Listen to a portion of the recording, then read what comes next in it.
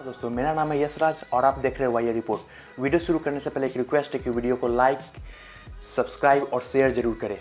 तो आज की पहली बात यह है कि आजकल व्हाट्सएप पे और भी बहुत जगह बहुत ऐसे मैसेज आ रहे हैं। मैं देख रहा हूँ कि लोग मैसेज कर रहे हैं कि इस कोरोना महामारी के कारण शादी में 15 से 20 लोग ही जा रहे हैं। कितना अच्छा रहता कि 15 से 20 लोग ही ऐसे जाते तो दुल्हन के घर वालों की खर्चा बहुत बच जाती, कम खर्चे में ही शादी हो जाती। यार, ये हीरोपंती एक फिल्म आई थी। इसके डायरेक्टर से अगर मैं मिलूँ ना तो मैं बोलूँगा अगला फिल्म अगर बनाओ तो चूतियापंती फिल्म बनाओ इन्हीं लोगों पे। पता है क्यों? क्योंकि शादी में ये खर्चा ज़्यादा थोड़ी ना है। मेन खर्चा तो भीख देने में हो जाती है। जब दहेज के नाम पर भीख मांगते हैं 5 लाख, 10 लाख, 20 लाख, 25 लाख या 50 लाख, इसकी कोई सीमा नहीं है। यहाँ तक कि कितने परिवार वालों को तो अपनी बेटी की शादी करने के लिए अपनी पुश्तैनी ज़मीन तक बेचनी पड़ती है। और खाना की बात करते हैं, हमारे गांव में जाकर देखा है, हमारे गांव में आसपास के लोग ही आके खाना परोस देते हैं। और दूसरी नंबर बात, जो खाते हैं ठीक है, जो नहीं खाते हैं उनके मुंह में रसगुल्ला ठूस ठूस कर खिलाते हैं। तो खिलाने में हम कोई कमी नहीं करते हैं, लेकिन ये जो लूटने में भी तो कोई कमी नहीं करते। मेन खर्चा तो यहाँ है। यहाँ अपना दिमाग को चेंज करो। कमेंट कर कर जरूर बताया आपका इस पे क्या राय है।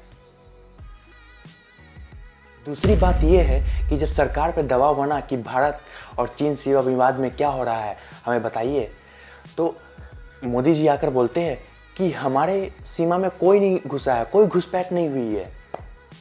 अब आर्मी लोग तो बहुत डिसिप्लिन में रहते हैं, वो सरकार के खिलाफ तो जाकर बोल नहीं सकते। तो उन्हें अगर बोल दिया जाए कि ये बात आपको माननी होगी कि हमारे सीमा में कोई घुसपैठ नहीं हुई है, तो आर्मी बोलेंगे कि ठीक है, अगर मान लेते कि हमारे सीमा में कोई नहीं घुसा है तो ससुरा बॉर्डर पे हम लड़ किससे रहे थे? वे ये बॉर्डर पे हम लड़ किससे रहे थे अगर कोई घुसा ही नहीं? जिसमें हमारे 20 जवान वीरगति को प्राप्त कर गए, कितने घायल हुए।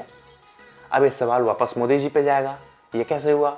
मोदी जी तो वैसे प्रेस कॉन्फ्रेंस देते नहीं। एक बार आया थे जिसमें सारा सवाल अमित शाह को ही देना पड़ा था, तो वो बोलेंगे अमित शाह देंगे। अमित शाह बोल देंगे संबित पात्रा इसका जवाब देंगे। संबित पात्रा बोलेंगे अरे देखिए वहां बिजली उजली आती नहीं है, तो अंधेरा में भूत ऊत से लड़ लिए होंगे, नहीं तो अपने आप में लड़ लिए होंगे।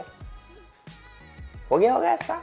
भाई हद तो तब हो गई जब चीनी सेना ने घुसपैठ भी किया और चीनी सरकार इंटरनेशनल मीडिया में जाके बोलती है कि ये देखिए देखिए, भारत के प्रधानमंत्री खुद बोल रहे हैं कि हमारे सीमा में कोई घुसपैठ नहीं हुई है।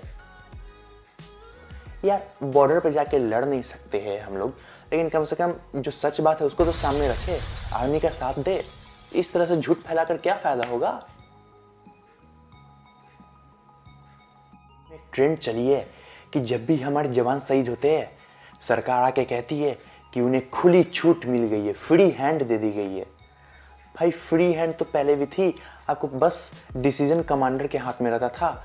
ऐसे भी इंटरनेशनल कानून है कि सेल्फ डिफेंस के लिए हम जो भी उनके पास हथियार है उसका इस्तेमाल कर सकते हैं। और कमांडर के पास, अगर कमांडर को लगता है कि उसके सैनिक की जान खतरे में है तो जरूरत पड़ने पर गोली चलवा सकता है बिना इजाज़त लिए हुए दिल्ली से। और गोली क्या, समय पड़ने पर वो गोले भी चलवा सकता है, तोप भी चलवा सकता है बिना इजाज़त लिए हुए। तो फ्री हैंड का बात कहाँ से आ सकता है भाई? फ्री हैंड तो उनके पास पहले ही से है। इसमें जब भी चाइनीज सामान को बहिष्कार करने की मांग उठती है तो कुछ लोग हैं जो चाइनीज सामान को बहिष्कार करके चाइना को नुकसान का तो पता नहीं, लेकिन फायदा जरूर पहुंचाते हैं। कैसे? आपने देखा होगा, अभी बहुत न्यूज में भी आया, वायरल हुआ एक वीडियो कि एक आदमी सेकेंड या थर्ड फ्लोर से अपने टीवी को फेंकता है। भाई टीवी तो खराबी होगी, मान लेते खराब नहीं थी, मान लेते खराब नहीं थी, तो क्या चाइना ने आपको गारंटी दिया था कि आप छत पर से जाकर टीवी फेंक दो, इसके बाद मैं आपको टीवी का पैसा वापस कर दूंगा? अगर टीवी खराब नहीं थी तो आप वापस जाके टीवी जरूर खरीदोगे। आप बोलोगे कि मैं चाइनीज कंपनी का टीवी नहीं खरीदूंगा। अरे आप चाइनीज कंपनी का टीवी मत खरीदो, लेकिन जो भी दूसरे देश की कंपनी, जो भी जापानी या कोरियन, सैमसंग या सोनी, ये जो भी कंपनी से आप टीवी खरीदोगे उसमें पार्ट्स तो गारंटी के साथ बोलता हूँ, उसमें कई पार्ट्स ऐसे होंगे जो चाइना से आए होंगे, चाइना से मंगवाए होंगे उसमें लगाने के लिए। आपको पता है टीवी बनाने के लिए 65% से 70% खर्चा उसके सेल पैनल में आती है, जो कि चाइना से आती है। यानी कि भले ही आप चाइनीज कंपनी से नहीं खरीदो, लेकिन वापस जब टीवी खरीदोगे तो फिर उससे चाइनीज कंपनी को जरूर फायदा होगी। बॉयकॉट चाइना बोलने का मतलब ये नहीं कि आप अपने घर के सामान को फेंकने दो, उसका तो पैसा आपने पहले ही दे दिया है, तभी तो खरीद के लाए। इससे चाइना को कोई नुकसान नहीं होगा। उल्टा जब आप सामान खरीदने जाओगे तो उसमें कई, भले ही चाइनीज कंपनी नहीं है, लेकिन उसमें कई पार्ट्स चाइना के लगाए होंगे और वापस चाइना को ही आप फायदा पहुंचाओगे। बॉयकॉट चाइनीज प्रोडक्ट्स बोलने का मतलब ये है कि आप अगली बार से ध्यान रखे हो कि कम से कम आप चाइनीज कंपनी के सामान खरीदो। जागरूक बनो।